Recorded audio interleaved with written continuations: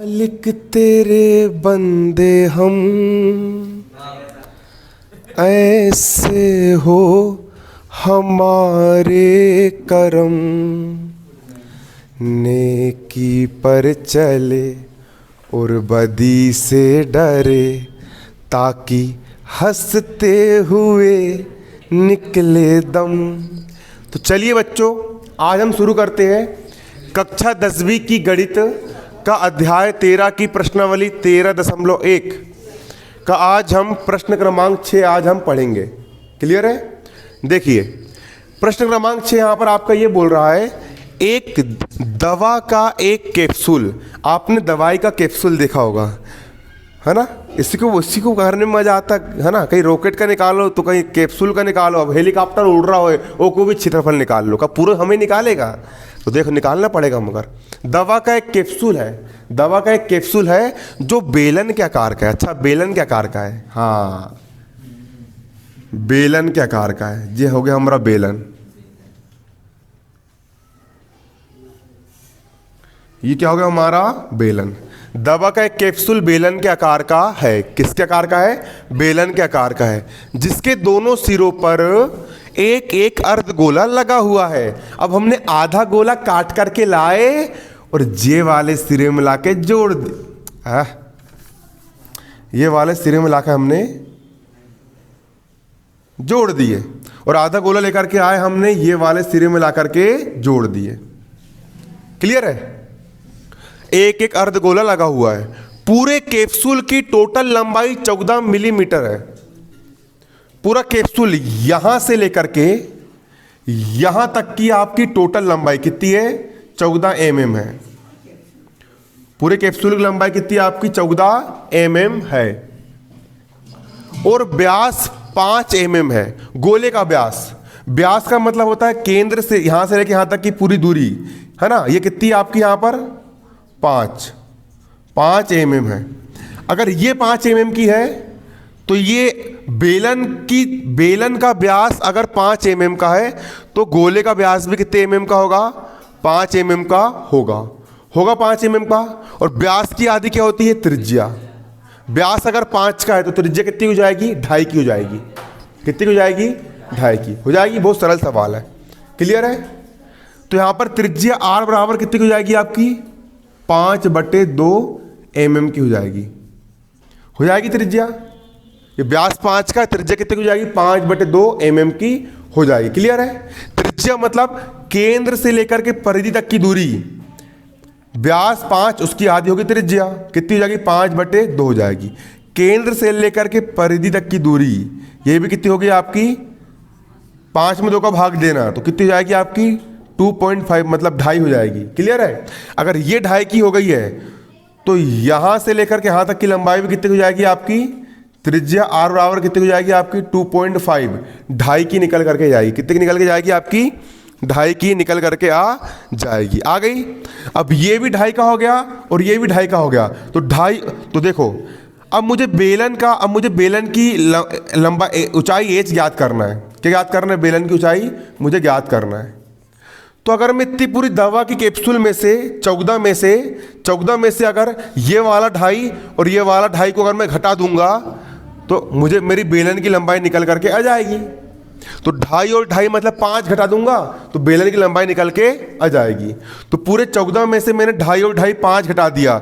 14 में से 5 कितना बचा? 9। तो बेलन की लंबाई कितनी निकल के आ गई? यहाँ पर आपकी 9 निकल करके आ गई, है ना? 9 mm निकल करके आ गई। वेरी गुड, है ना? ये लिखना जरूरी है ना।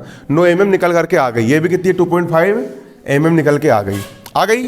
अब यहाँ पर डालेंगे हम हल। थोड़ा तेज करो।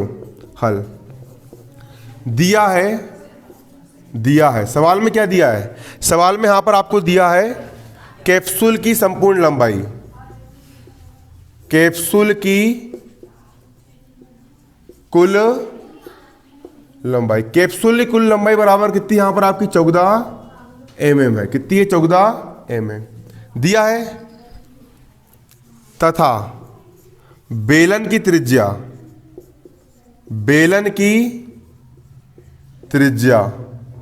जो किसके बराबर है? जो बेलन की जो त्रिज्या है ना, बेलन की जो त्रिज्या रहेगी बेलन का व्यास दिया है, बेलन का व्यास, बेलन का जो व्यास रहेगा ये गोले का भी व्यास रहेगा, अर्ध बराबर अर्ध गोले का व्यास, बराबर अर्ध गोले का व्यास कितना दिया है, d बराबर कितना है यहां पर आपका 5 mm है, लिखा है व्यास 5 mm है, व्यास कितना है यहां पर आपका 5 mm है। तब त्रिज्या निकाल लेंगे, दोनों की त्रिज्या बराबर, तो सिंपल में लिख दे रहा हूं, तब त्रिज्या r, त्रिज्या होती है व्यास की आधी, मतलब 5 की आधी, 5 की आधी कितनी जाएगी 2.5, 2 दूनी 4, 2.5 2.5 mm, 2.5 mm निकल करके जाएगी, 5 की आधी कितनी होती है 2.5 mm निकल करके आ जाएगी। अब मैं बेलन की ऊंचाई याद करूंगा, क्या याद करूंगा, बेलन की ऊंचाई, बेलन की ऊंचाई h निकालूंगा, तो बेलन की ऊंचाई कितनी जाएगी, पूरी कैप्सूल में से मैं 2 अर्धगोले की त्रिज्या को हटा दूंगा, कैप्सूल की लंबाई में से 2 गुणा त्रिज्या, यहां से लेके यहां तक एक त्रिज्या, यहां से लेके यहां तक दूसरी त्रिज्या, दोनों त्रिज्या को मैं क्या कर दूंगा, घटा दूंगा पूरे कैप्सूल में से, तो बेलन की क्या निकल के जाएगी, लंबाई निकल के जाएगी, ऊंचाई h बराबर कैप्सूल की टोटल लंबाई कितनी है यहां पर आपकी 14 गुणा 14, कैप्सूल की टोटल लंबाई हो गया यहां पर 14, माइनस हो गया माइनस 2 का हो गया 2 गुणा त्रिज्या कितनी है, त्रिज्या इसकी त्रिज्या भी 2.5, इसकी त्रिज्या कितनी है 2.5 है, तो 2 गुणा 2.5 बराबर 14 का हो गया 14, माइनस 25 दूनी 50, एक संख्या के पहले दशमलव है तो यहाँ पे लग गया एक संख्या के पहले दशमलव, दशमलव के बाद के जीरो मायने नहीं रखते, तो हो गया 5, 14 में से 5 का बचा 9 mm, तो कैप्सूल की लंबाई h बराबर कितनी निकाली हमने 9 mm, जो कि मैंने पहले निकाल करके बता दिया था। अब सिंपल निकाल रहा हूं मैं कैप्सूल का वक्र पृष्ठीय क्षेत्रफल, अब मैं निकालूंगा कैप्सूल का संपूर्ण पृष्ठीय क्षेत्रफल, संपूर्ण पृष्ठीय क्षेत्रफल कैसे निकालेंगे, बेलन का वक्र पृष्ठीय क्षेत्रफल धन 2 अर्धगोले का पृष्ठ, बेलन के वक्र पृष्ठ में अगर मैं दोनों अर्धगोले का वक्र पृष्ठ जोड़ दूंगा तो पूरी कैप्सूल का निकल करके आ जाएगा, तो यहां पर लिखना पड़ेगा बेलन का वक्र पृष्ठीय क्षेत्रफल में क्या जोड़ दूंगा मैं, अर्धगोले का वक्र पृष्ठीय क्षेत्रफल, अर्ध गोले का वक्र पृष्ठीय क्षेत्र, कितने अर्धगोले, एक और एक 2 अर्धगोले, तो उसमें 2 का मैंने मल्टीप्लाई कर दिया, 2 अर्धगोले इसलिए मैंने इसमें 2 का मल्टीप्लाई कर दिया। अब बेलन का वक्र पृष्ठ का सूत्र क्या होता है, क्या होता है 2 π/r/h होता है, तो बेलन का वक्र पृष्ठ क्या जाएगा यहां पर आपका 2 π/r/h धन 2 का हो गया 2 गुणा अर्धगोले का वक्र पृष्ठ क्या होता है, अर्धगोले का वक्र पृष्ठ क्या होता है यहां पर आपका 2 πr²। अब 2 यहां पर भी 2 यहां पर भी, दोनों के पास से 2 कॉमन निकल गया, पाई यहां पर भी पाई यहां पर भी, यहां पर पाई कॉमन निकल गया। अब और कुछ निकलेगा नहीं, आर भी निकल जाएगा ना, आर यहां पर भी, आर यहां पर, दोनों के पास से आर कॉमन निकल गया, 2 बाहर निकल गए, पाई आर बाहर निकल गया, यहां पर बचा एच धन 2 बाहर निकल गया, पाई बाहर निकल गया, आर बाहर निकल गया, यहां पर ये वाला 2 बचेगा और एक आर बचेगा। क्लियर है, इतना उतारो जल्दी से, सबने उतार लिए।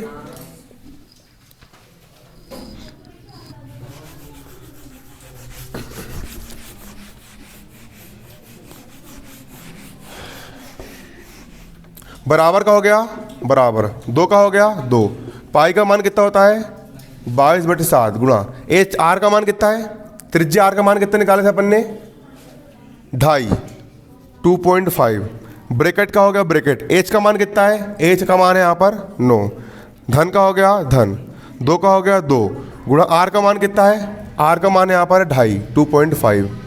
अब 22 दूनी 44/7 का 7 गुणा 2.5 का 2.5, अब 9 का हो गया 9 धन 25 दूनी 50, एक संख्या के पहले डेसिमल तो एक संख्या के पहले लग गया यहाँ पर डेसिमल। अब 44/7 का होगा 44/7 गुणा 2.5 का होगा 2.5 ब्रैकेट में 9 और 5 कितना हो गया यहाँ पर आपका 14 निकल करके आ गया,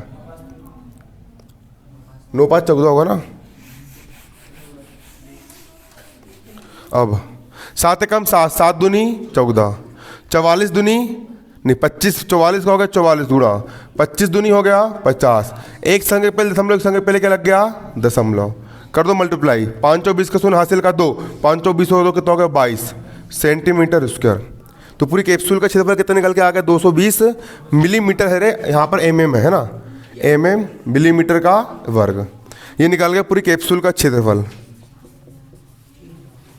कैप्सूल का क्षेत्रफल निकल करके आ गया। उतारो इतना जल्दी से।